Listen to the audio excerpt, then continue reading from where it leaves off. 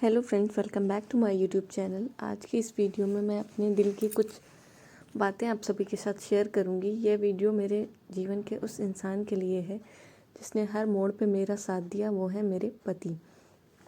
आज मैं जहाँ भी हूँ, जो भी हूँ, उसमें मेरे हस्बैंड का बहुत बड़ा योगदान है। जब मैं खुद पर बिलीव भी नहीं कर पाती थी तब उन्होंने मुझ पर बिलीव किया, और जब सारे हालात मेरे खिलाफ थे तब वह सबसे बड़ी मेरी ताकत बनकर मेरे हर साथ खड़े रहे। मेरी हर कमज़ोरी को उन्होंने मेरी ताकत बनाई, और कभी कभी मुझे हर चीज़ करने का या हर तरह से मोटिवेट करने के रूप में मैंने सीखा है कि सच्चा जीवन साथी वही होता है जो आपके सपनों को समझे और आपकी फीलिंग्स की कदर करे, और हर डिफ़िकल्ट टाइम में आपका हाथ थामे रहे। मैं थोड़ा बोलने में हेजिटेट कर रही हूँ क्योंकि मेरे मुंह में छाला हो गया, तो मेरे वर्ड्स इधर उधर हो रहे हैं, तो प्लीज़ आप सब माइंड मत करिएगा। तो मैं कह रही थी, मेरे पति ने न सिर्फ मुझे आगे बढ़ने के लिए प्रेरित किया बल्कि हर कदम पे मुझे सपोर्ट किया। फिर वो चाहे मेरा करियर हो या मेरी रिस्पॉन्सिबिलिटी हो या मेरे खुद के ड्रीम्स हो। ये सब्ज़ी जो आप देख रहे हैं ये मैंने नहीं बनाई, इन्होंने ही बनाई है, और ये चावल भी इन्होंने ही बनाए थे। जैसे तैसे करके मैंने रोटियाँ वगैरह प्रिपेयर की थी क्योंकि आज मेरी तबीयत बिल्कुल भी ठीक नहीं थी। तो इस वीडियो का सिर्फ यह बनाने का मोटिव है कि जितने भी पति हैं वे अपने पत्नी के साथ कंधे के साथ कंधा मिलाकर चलते हैं, और उन सभी पत्नियों के लिए एक मिसाल बनते हैं या बनेंगे जो अपने जीवन साथी की वैल्यू करते हैं। और सबसे बड़ी बात, रिश्ते तभी खूबसूरत बनते हैं जब समझ, प्यार और सम्मान तीनों साथ में चलते हैं। तो जब मुझे थोड़ी सी भी आराम मिली, मतलब मुझे ऐसा लगा कि अब मैं थोड़ा सा उठ सकती हूँ, तो मैंने अपने रूम को क्लीन करना स्टार्ट किया। क्योंकि ये सब चीज़ें हस्बैंड वगैरह कर भी देते हैं, तो फिर भी जो हमारी आदत है ना खुद से दोबारा करने की, वो होता ही होता है। इन्होंने हालांकि मना किया था, बाद में जब इन्होंने देखा तो इन्होंने मुझे बहुत डांटा। फिर भी मैंने सोचा चलो क्लीन करते हैं। सैटरडे भी था, ऑफ भी था, तो मैंने सोचा चलो अब सही लग रहा है थोड़ा सा, तो फिर मैं कर लेती हूँ।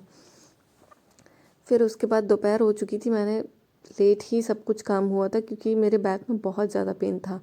मैं बिल्कुल भी मूव नहीं कर पा रही थी। फिर बाद में ये अमरूद वगैरह कट करके लाए, खाना वगैरह प्रिपेयर किया, और सारा जो भी खाना वगैरह इन्होंने ही अरेंज किया, सब्जी वगैरह और ये रायता जो भी था। रोटियां वगैरह मैंने बनाई थी जैसे तैसे करके।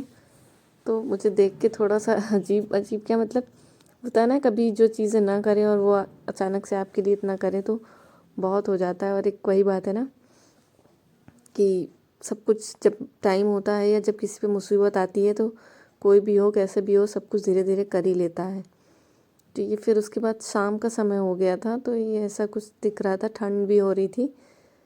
तो मैंने फिर उसके बाद कॉम्बिंग वगैरह कर ली थी। जब मुझे थोड़ा सही फील हुआ, धीरे धीरे मैं कोशिश कर रही थी अपने आप को उठा के, मतलब ऐसे चलने फिरने की, ताकि मैं एकदम लेटे वेटे एकदम से अजीब लगने लगता है ना पूरे टाइम पे, इस वजह से।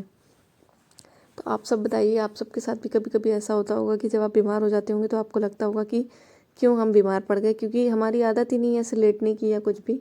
तो बस लगता है कि जितनी जल्दी ठीक हो जाए वही सही है।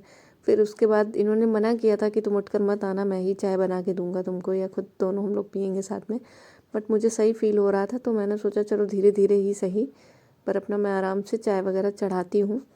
फिर ये बोले अच्छा तुम बैठ जाओ, मैं लेकर आता हूँ। तो फिर जब चाय बन गई थी तो इन्होंने मुझे सर्व भी कर दी थी।